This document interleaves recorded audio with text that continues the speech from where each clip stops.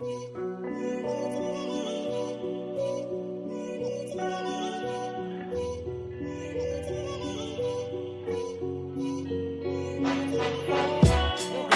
everybody. Welcome back to the Solid Takeover powered by Millennium TV.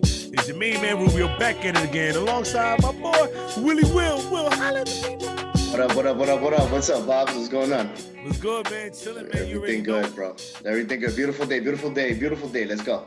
Listen, things are getting better, man. From what we're hearing, man, Biden trying to remove the restrictions from the COVID-19 restrictions by April 19th, man, which is 2 weeks earlier than the initial date, correct?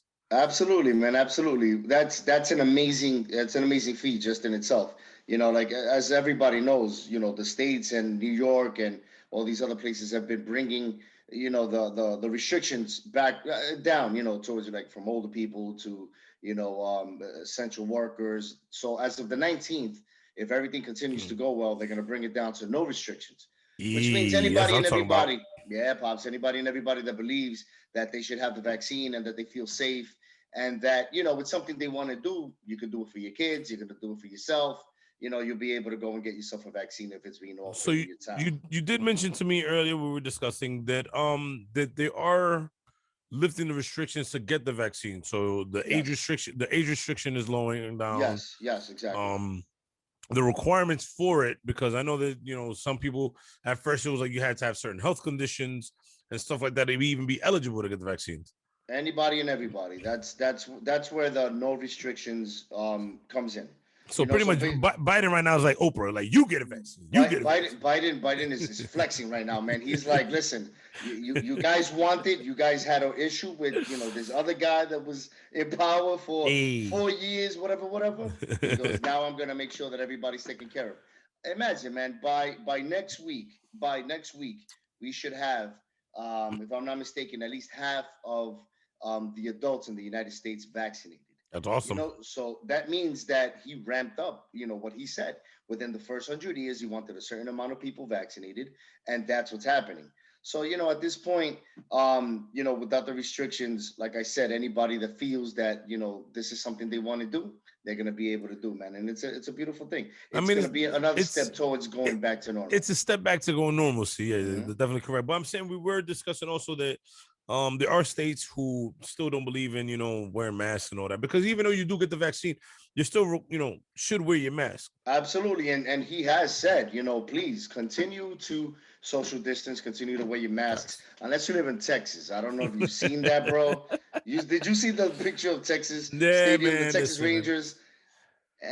Bro, I won't be going. Listen, it's safe to say I won't be going to Texas for a while. I think Texas is out of the question, Pops. I'm gonna stay in New York, maybe Florida. You know what I'm saying? But no, man, I think we still have to keep it safe, because it doesn't mean you can't get COVID if you get the vaccine. Facts. You know that means that you are not gonna die from, you know, COVID. That, you know, your body will be able to fight it. You know, so basically you have to continue, you know, being safe. You have to continue taking care of your elderly. You know, you have to continue doing all the things that you were doing before. And at the end of the day, we still have, you know, cases increasing. I have reports here per Associated Press, man. Brazil actually reported in a 24-hour tally of COVID-19 that's exceeding more than 4,000 for the first time since the pandemic. That's insane. The only other countries to exceed 4,000 or more deaths were the United States and Peru. Exactly. So if this is happening now, regardless of us getting our vaccines and people getting out there and restrictions being lifted, there's still a lot of cases out there which are in worse conditions. You did say also they are also, you know, people are saying that the virus is actually mutating. So at the end of the day, man, listen, I know things are getting better, but people still need to do what they got to do, man. And we mask up. We have to stay safe.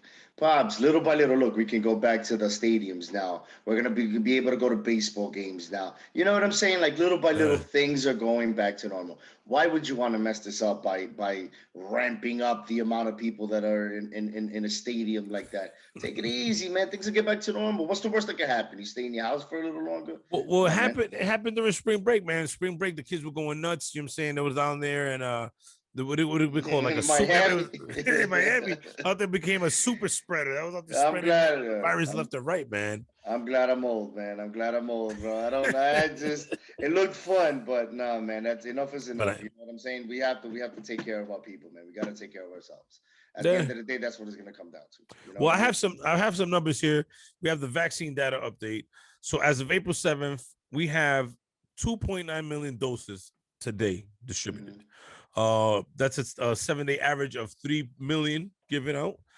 So the U.S. has administered 171 million vaccines, man. So the ball is rolling. The ball is rolling in the right direction. Right. And as long as people still continue to practice social distancing, wash your hands, absolutely, wear your masks, absolutely, wash your hands, people, wash your hands. That's all it takes is 20 seconds, man. Because as things starts to open, like you said, you know, in order for us to enjoy these things, we still have to protect ourselves and others. And think about it, man. Look how fast we got to that number. You know, it was supposed to be within the first 100 days of his presidency, and at the end of the day, by next week, we might just only have maybe, you know, give or take a few million, but about 100 million adults, 100 million people that haven't been vaccinated.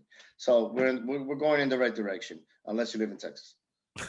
unless you live in Texas, then I don't know. It's not looking good. It's not looking you might want to throw Florida in there, but Florida's I like Florida, so you know. Oh, so you're gonna cut them some slack because you like Florida. I cut Florida a little slack. I got friends with pools, man. I mean, Idaho. I know Idaho got hit with like that when they're like, I don't know nobody in Idaho, bro. I know you don't, but that means no more, you know, no more French fries or potatoes for you, man. It's all right. It's all right. They make potatoes in Florida too, man. Oh, do they? Yeah, absolutely. They come from Florida as well. I thought Florida was only known for oranges. Listen, bro, there's potatoes in Florida. Trust me like that. It's facts. I looked it up.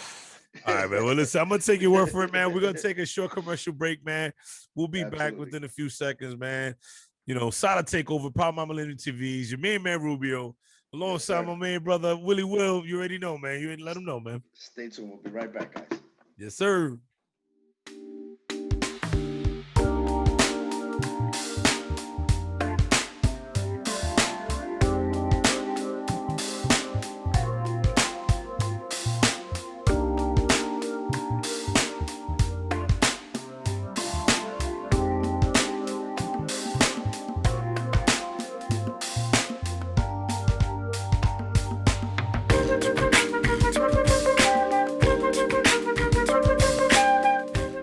And we back with the Solid Takeover, Power Mama Living TV. Is your main man Rubio alongside my brother Willie Will. Willie Will, holler at the people, man.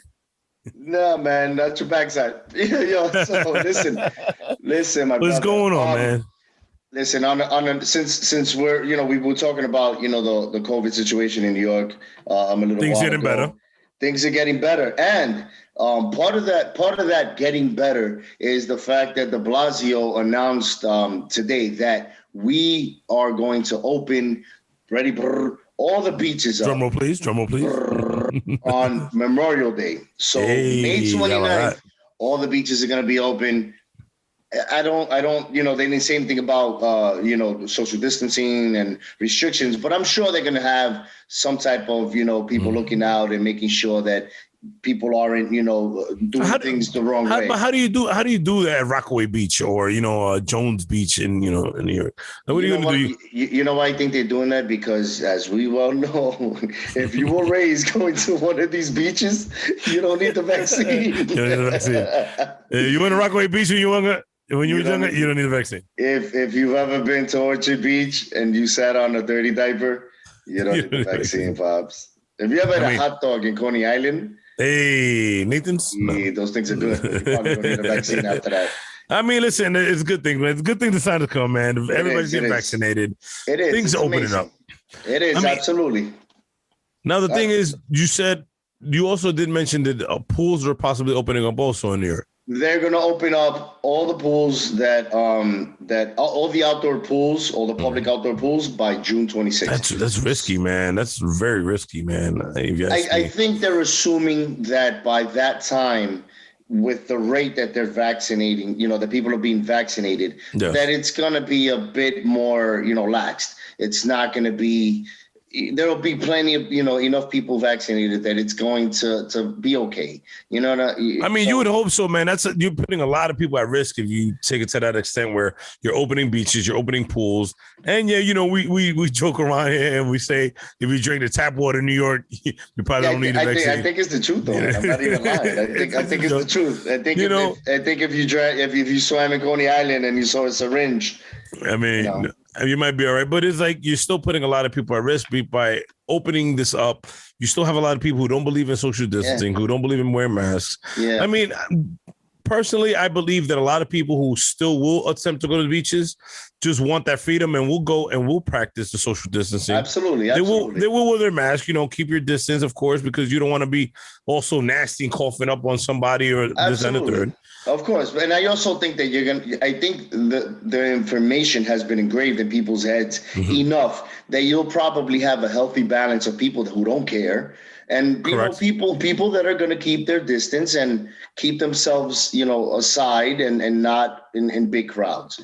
I also believe that because we've been gradually opening up certain things like stadiums and the ballpark and eventually football, but when that comes along, it's leading up to this comfort level of, you'll be a little bit better that, so many people now in New York are vaccinated.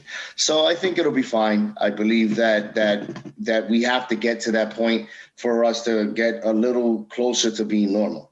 Oh, so I don't think it'll be a problem by June, Yeah, step by step, you know what I'm saying? So we're seeing where it might lead to. And also New York news, you were saying Andrew Giuliani.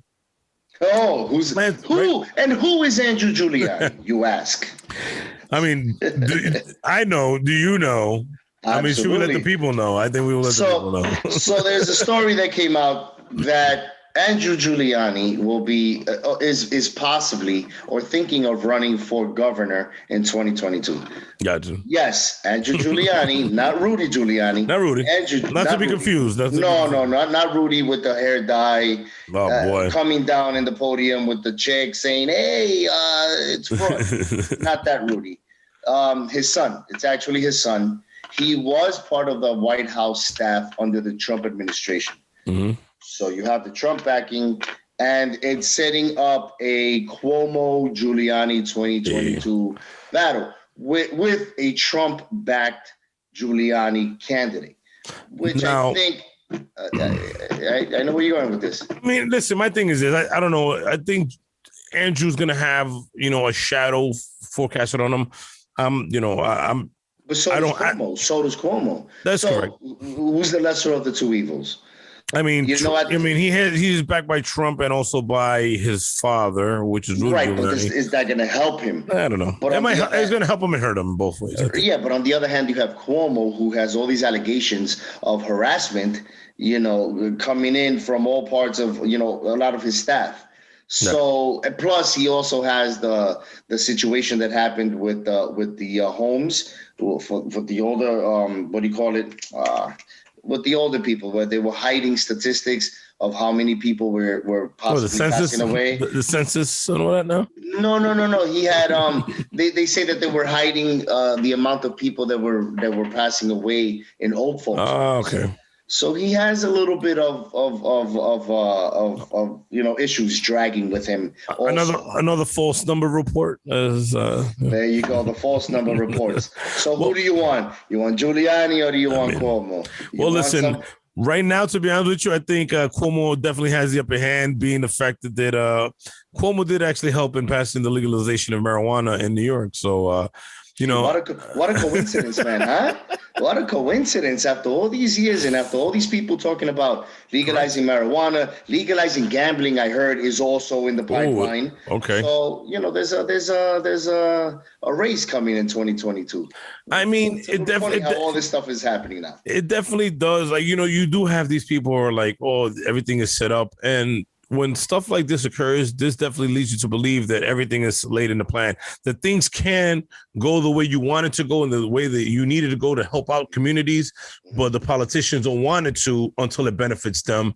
And I think that's a big shadow that's casted upon the whole political, Absolutely. the whole political system. And it's going to continue until these politicians turn things around and actually help the communities out. But you know what? It's at the end of the day, it's going to come down to us and who votes and who we vote for. I'm pretty sure they're not going to be the only two candidates that are going to be on the ballot for governor. But because they're the popular names, they're the names that people know are going to stand out. Now you have this Giuliani name in your head, and it's going to cause interest. It's going to cause people to be curious. So I don't know. Let's see what happens. We'll see where that goes, man. But they legalized marijuana. So, well, it's a step forward. It's a step forward for New York, man. So it's a good thing. Sure, listen. They could have done this 20 years ago when I was a kid, but whatever. I'm not gonna dwell on it. I don't care. Better late than never, as they say. Better late than never. Sure. But we're gonna take a little short commercial break, man. We'll be right back after this message, man. Y'all stay tuned. We'll be right back. I'll see you in a bit.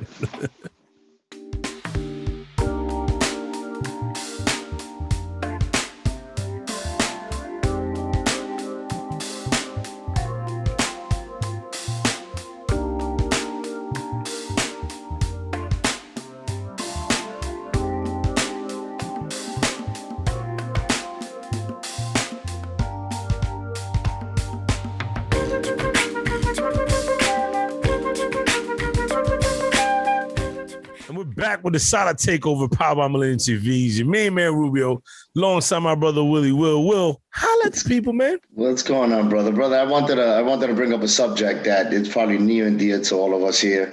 As we all know, Earl Simmons, 50-year-old Earl Simmons, aka DMX, as everybody knows him, is going through some serious, situations right now. He unfortunately overdosed, which caused 30 minutes he lacked oxygen for 30 minutes to the brain. There was a little lapse there, which caused a heart attack. So basically at this moment, he's still in a coma. And the latest news is that they're going to run some critical brain function test on him and see where he is.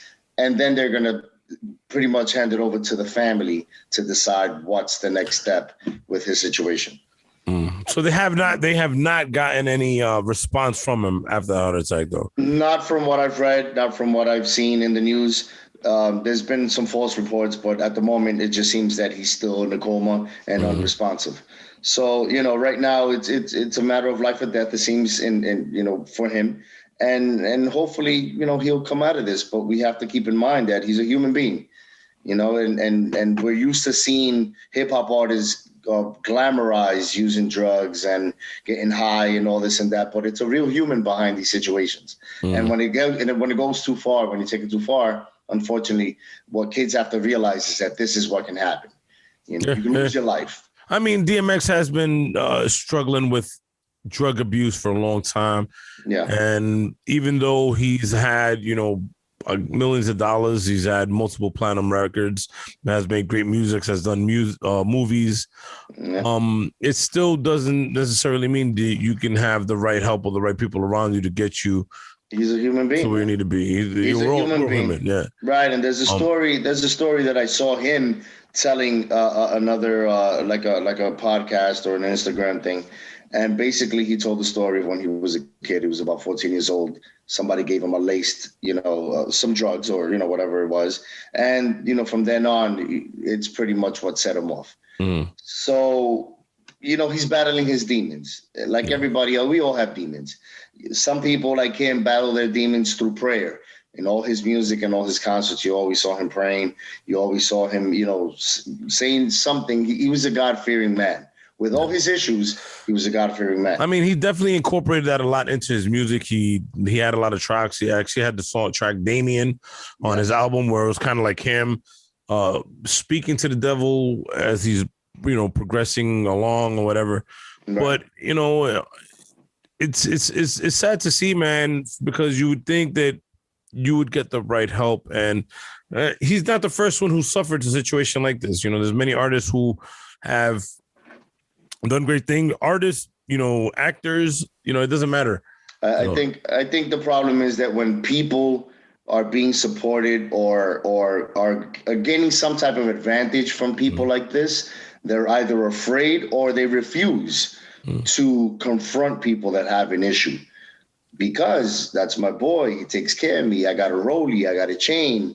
You know, he takes care of my family. He hits me off. I got a job. If I say something to him, am I going to get fired? I don't want to confront my mans and tell him, you know, I think he has a problem. So people, it has to come from people that are around you. People that are your friends, your real friends and your real family. I think those are the people that have to let you know, listen, you have a problem. So, you know. Well, they still haven't announced what, you know, he overdosed on.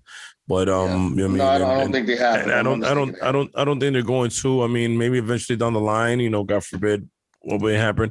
But I don't, you know, it's going to be a while before any more information actually comes out. I think they're trying to keep everything tight knitted and make sure that it's contained just to the family, because when a person of this stature also goes through something like this, you know, information, like you said, can be released, it's false, and you don't want to be putting out false information out there. Right. And that's what they said. There's a bunch of false. There was somewhere I read somewhere that he had woken up, but he hasn't. Unfortunately, the true story is that he's still in a coma and he's still not reacting. He's still not reacting.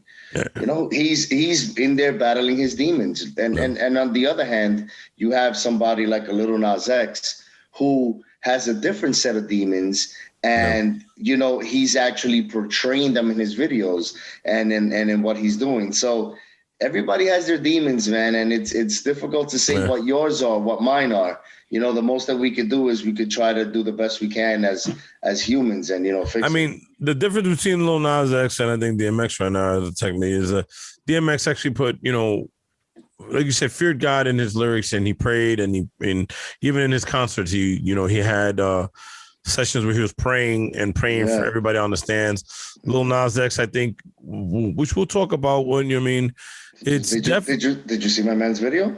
Yeah, seeing it. I mean, it's definitely eye catching, and it's like, you know, definitely different. But you know, you did say though that there is a lot of meaning behind that, just like a lot of artists in their lyrics, there are a lot of meaning behind it. DMX was one to use God heavenly and, you know, to help him fight his demons. Right. And, you know, may have been abuse or whatever it may have been. His demons was drug abuse. You know, Little Nas X's demons is the fact that he's a gay man, you know, that wasn't able to be that. And now that he has the platform, he's using it to tell the world, basically, oh, you wanted me to hide who I am. You wanted me to not say that I was this person. You wanted me to keep this a secret. Well, you know what? I don't want to anymore. And this is the way he portrayed it. Well, we definitely gonna touch up on it, man, when we come back, man. We gotta take a little short commercial break, man. Absolutely. Let them know, Will, take us out, man. Yeah, you're watching the Sala Takeover powered by Millennium TV. This is Willie Wills, my man Rubio. After short commercial, we'll be right back. Stay tuned. You already know.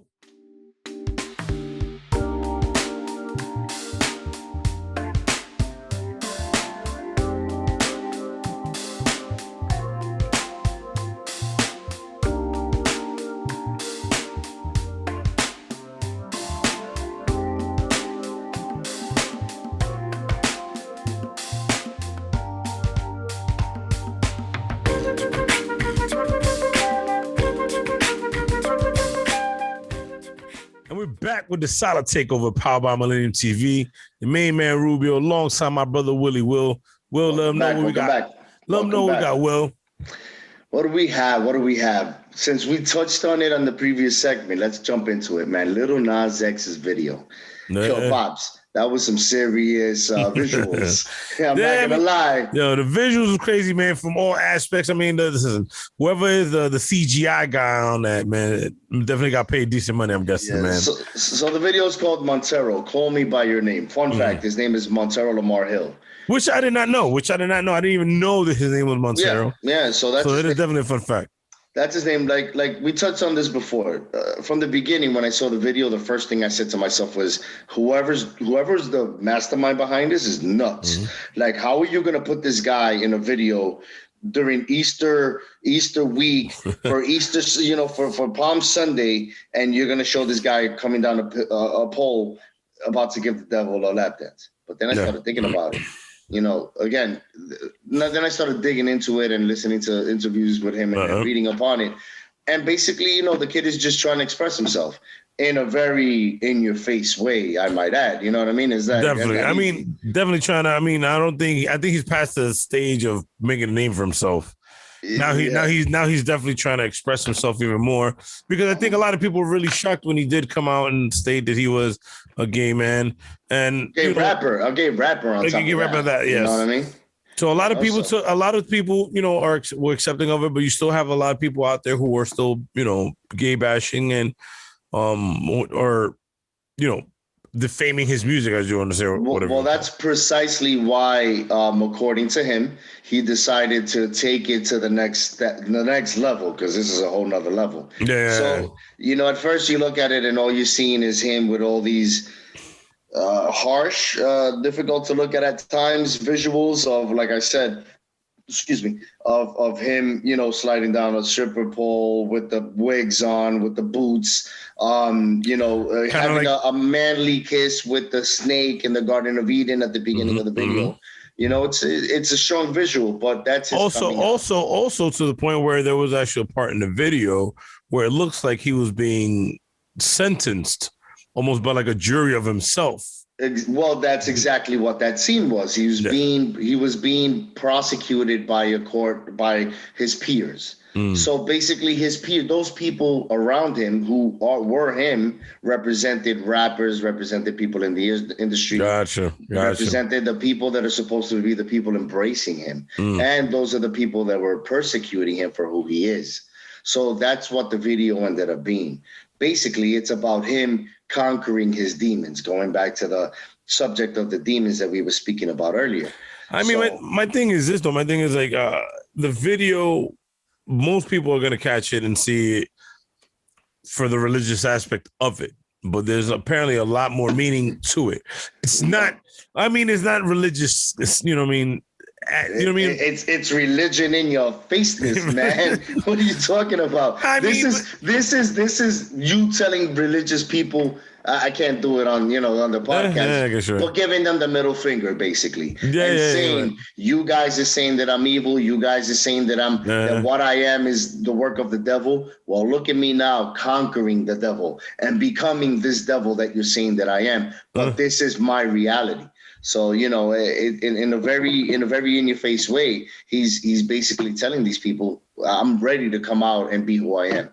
You got to give the kid a little bit of props for that, Well, along with the video, man, he actually also dropped a pair of sneakers, man.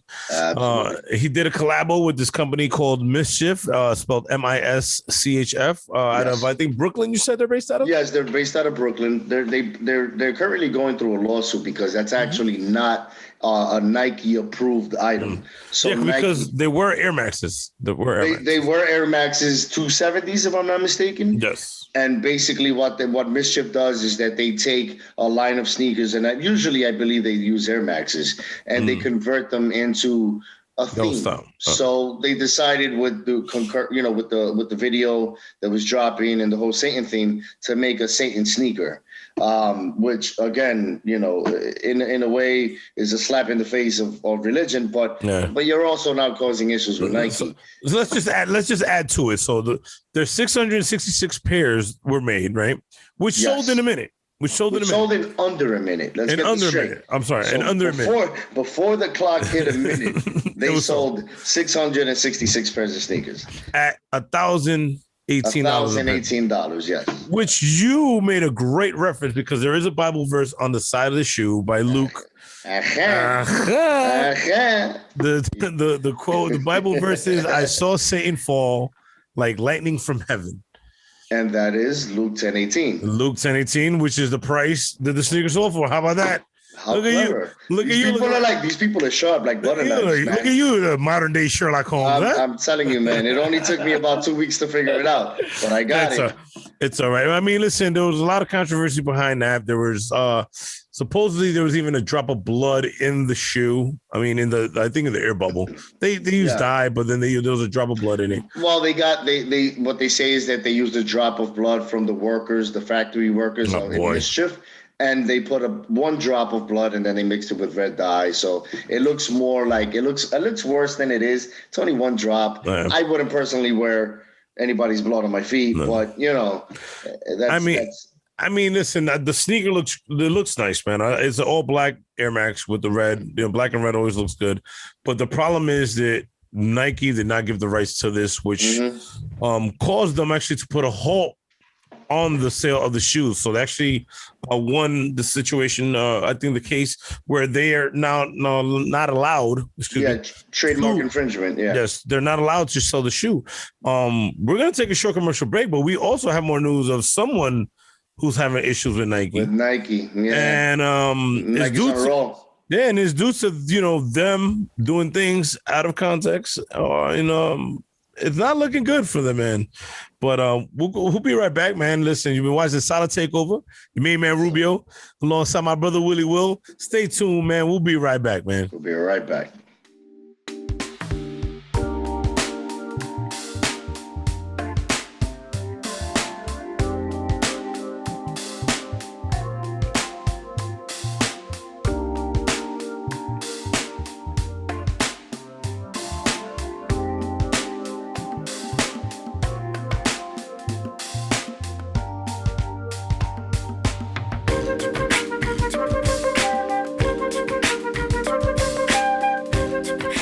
And we're back with the Solid Takeover, powered by Millennium TV.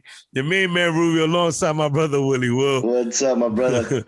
Willie Will, man. Let's jump into this whole Deshaun Watson ordeal that's going on, my bro. What's going on with He has a big problemo, my brother. He has a big problem in his hands. The once coveted Deshaun Watson by all teams in the NFL is now a big question mark, man.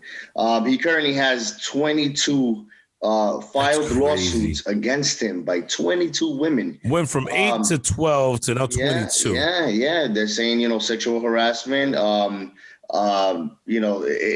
he also has one actual police complaint. One complaint, like a criminal complaint. So, like you stated, these are 22 lawsuits, not sexual assault cases. No, they're 22 filed lawsuits. Basically, they're not criminal complaints with the police, alleging that harassment and basically, my man is in a tough spot right now. Tough spot. Yeah, at first everybody was thinking that. Remember, I think we touched on this, that possibly the Texans were bringing up. We're making stuff up just to do a defamation of his character. Yeah, because so many teams wanted him and he asked for a trade, and he wasn't willing to come back and play with them. Well, a lot of that started because Houston was getting a bad rap because they traded DeAndre Hopkins, they traded J.J. Watt. Well, they released J.J. Watt because he wanted out of there.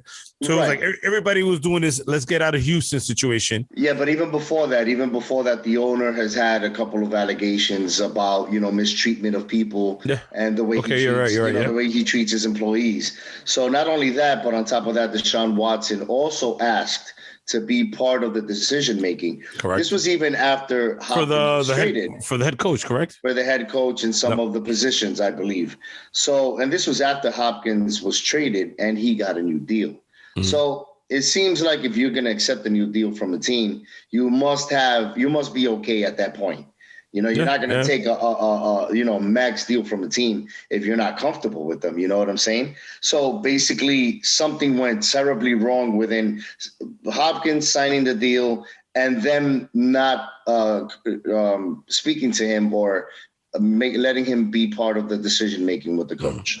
I mean, is that the thing with these top athletes now, that it's not just I want to play my position anymore. I want to play my position and also run the team also. Well, basically what it comes down to, everybody, it's like that they're calling it that basketball, that basketball thing that's going on because of basketball. Because I know Aaron Rodgers did it in Green Bay where they said he had problems with Mike McCarthy. Yes. And that's why McCarthy was taken out of the Green Bay. Right. Now, where do you really draw the line? Like, I get it. If you have a franchise quarterback, let's say like Aaron Rodgers, do you allow him to? I mean, the head coach is a very important position, especially when it comes to the quarterback. Yeah. But you know what? At the end of the day, at this point, Deshaun Watson is in so much trouble that whatever the original idea was, whatever they were going to do, he's basically out of the picture. I don't think any team is going to want him at this point. weirder things have happened. You never Yeah, know. They yeah. can come back and say he's not guilty, or he settles these I mean, lawsuits. And that's a I don't. lot of lawsuits. 22 filed lawsuits towards him. Yeah. Um, That's going to be difficult and, for anyone to get out of this one, man. and on top of that, the NFL, as we were stating, does have their hands tied because at the end of the day, once everything gets settled, once everything gets, settled in court, out of court, whatever it may be, Yeah. then the NFL still has to impede a punishment for Deshaun Watson, Yeah. whether it may be suspended for half a season, a whole season, Well, whatever it may be. I don't know. well, they have to run their own investigation, which they're not able to do now. So even regardless of whatever happens, the NFL is going to want to run their own investigation, depending on if he's criminally charged or not. If they actually end up charging him and he ends up being guilty of whatever charges they brought on him criminally, then that's a done deal, I think, for them. Now, does the NFL get access to these files, to these reports? No, the NFL actually can petition to speak to the witnesses or to the complaints, to the women that have filed complaints against them, but they cannot subpoena any information for their investigation. So basically, they can ask for it, but it's it's on their attorney to allow or for the women to decide to interview with them or not. So they're in a tough spot right now as well. They can't really do anything about it. A lot of fans hate Roger Goodell already. You know what I mean? Yeah. I mean, this doesn't make it any better, brother. This is not gonna make it any better. It's gonna be rough, man. It's gonna be rough. Yeah. I don't know what's gonna happen with Deshaun Watson. Deshaun Watson, like you said, being a coveted quarterback to now having all these allegations thrown out towards him. Women are stepping forward, which is not good in his part, man. And he's also losing endorsements, man, which we'll definitely we're gonna have to touch up on, man. Nike Beats by Dre. Beats by Dre. Now, I don't know if he has any other endorsements, man, but just Nike in its own, which is one of the biggest, companies in the world, athletic. Athlete-wise, sports gear-wise. I mean, listen, I don't care who you are. If you have an endorsement by Nike and you lose it, that's a chunk of change out of your pocket. Because all these athletes, whether you're a basketball player, a football player, Jordan, Nike, Puma, when these companies come calling, you take that contract. Because that contract is going to, besides whatever salary you're going to make money off of your likeness with Nike and with all these other companies. Now the question is, like you said, will he be able to recuperate? His trade value went down to the dump. I don't know, man. I don't know. I mean, listen, man, I don't know what's gonna go on. Let's see what happens. I know a lot has been going on also in the NFL. Yeah. Sam Darnold got traded also to the Panthers, which was a potential trade. I mean, the Jets were involved. Were involved in reaching out for Deshaun Watson, but I don't know if that's gonna happen now, or if any team is gonna actually go after him now. All of that actually ties into the Deshaun Watson situation, because the Panthers, the Dolphins, the Jets, these were all teams that were interested in Deshaun Watson, had draft capital to go after Deshaun Watson. So a lot of these teams were waiting to see what was going to happen with him in order to decide what was going to be their quarterback situation. So now that is looking really grim, and it doesn't look like there's going to be any trading for Deshaun Watson this year. I think they started making moves. So, I'm happy for Sam Darnold. I wish him luck. I hope that he, with, Matt Rule shows him the right way. Whatever Adam Gase did, this poor kid has been in misery for 3 years. And it's been already seen that after players leave the Adam Gase system, they get a little bit better. The Adam Gase verse, whatever the universal bubble he has. I don't know what it is, my brother, but that man is like he kills players, man. He damages players. Well, we'll wish him the best, man. But we're gonna take a short commercial break, man. When we come back, we're gonna wrap it up with some sports and you already know, man. You've been watching Solid Takeover, powered by Millennium TV. Main man Rubio, alongside Willie Will. Holla at him. We'll be right back, man. See you in a minute.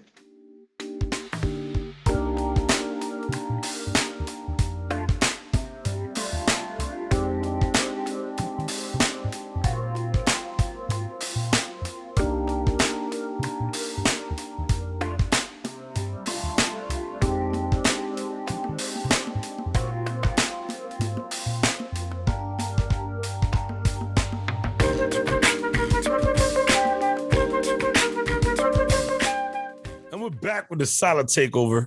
Powered by Millennium TVs. Your main man Rubio back at it again with Willie Will. We're back at it. We're back at it. Yeah, man. What's up, man? Opening day, man. Finally came around the corner.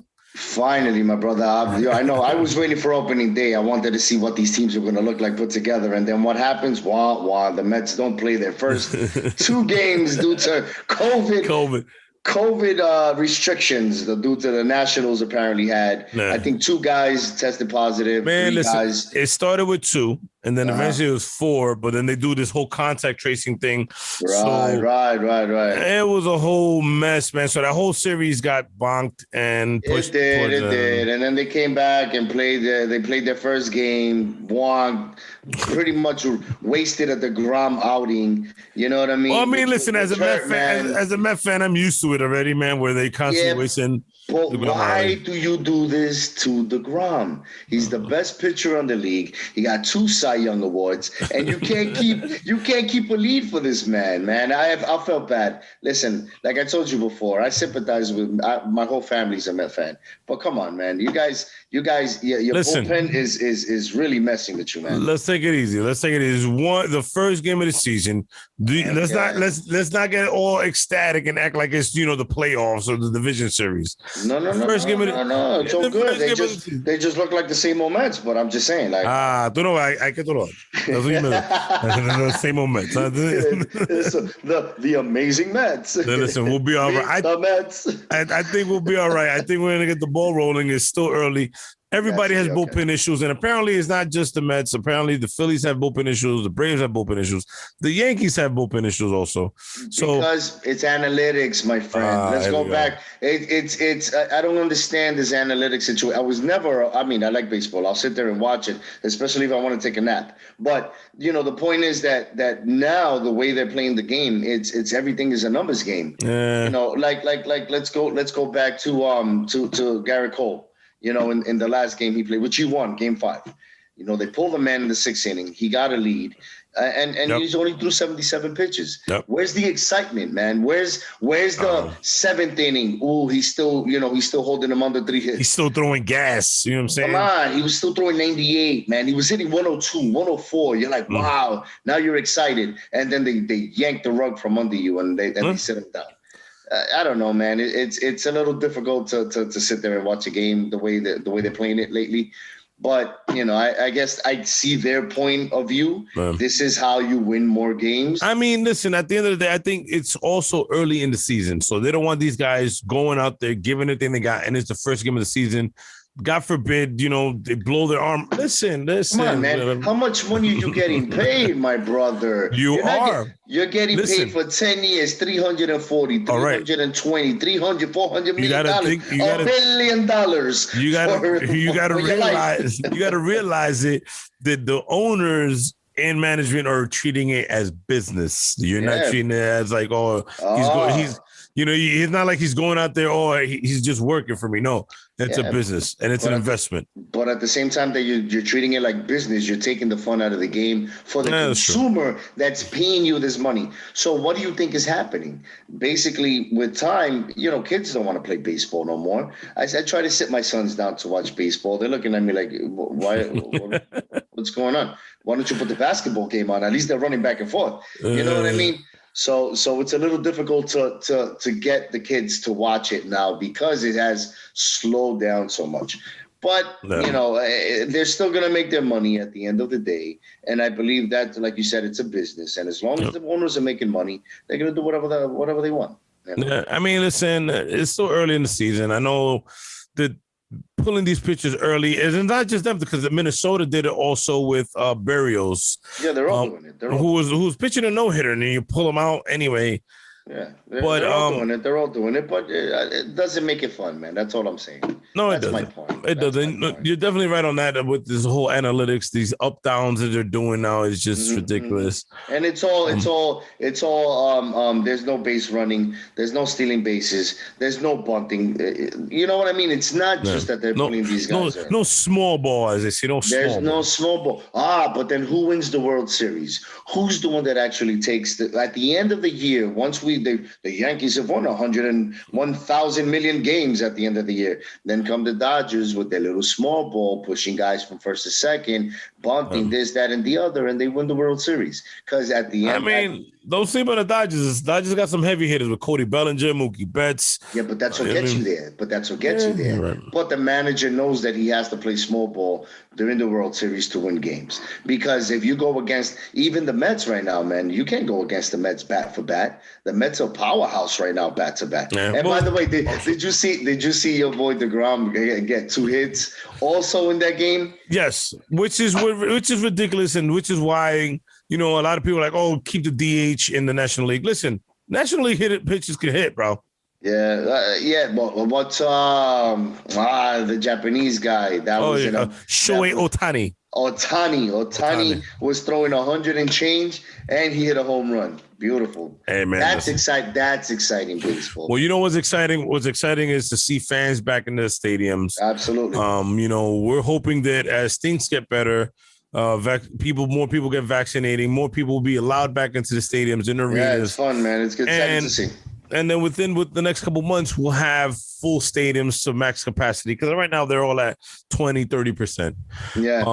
But it's exciting. It's exciting to see, man. At least you see people. Yes, that's awesome. And not for nothing, man. These small amount of people that are in these stadiums, man, we're making a lot of noise, man. So fans who are passionate for the teams and are out there, barking up the storm of the other team and trying to be a distraction. For sure. It's exciting, man. It makes you feel like you're getting back to normal. It makes you feel like you see the light at the end of the tunnel, or a little bit of it at least, Yeah, for the most part, man. And like I said, man, listen, hopefully things keep on getting better. People keep on doing what they need to be doing. For sure. Maybe we'll be able to catch a game, man, sometime this summer, man. I don't know, man, because I don't know. I know right now you need a vaccination card within 72 hours. I believe if you go in with a vaccination card, but you have to have both vaccines, or you have a negative test within 72 hours, but it has to be a certain test. You can't just go for the rapid test. They won't accept the rapid test. Then you're allowed to go to the game. So, like I said, just get vaccinated, man. We survived, I got a little tick every once in a while, but that's not from the chicken pox. You notice nobody gets chicken pox anymore? Yeah, no. It's a beautiful thing. Well, let's see, man. Let's hope things continue to get better, man. And I think we're gonna wrap that up for now, man. Listen, man, thank you for watching us on M24 News in sponsorship with Roku TV, Apple TV, and Amazon TV. And don't forget to download it on your iPhones and Androids. It's been a pleasure, Willie Will, man. Love doing this, man. My brother, always. You already know, man. Y'all stay tuned, man. We'll be back next week. Bring you more heat, more content, man. All things fun and games, man, as they say, man, right? That's it, buddy. Don't change that dial. Yeah. You already know. Peace. All right.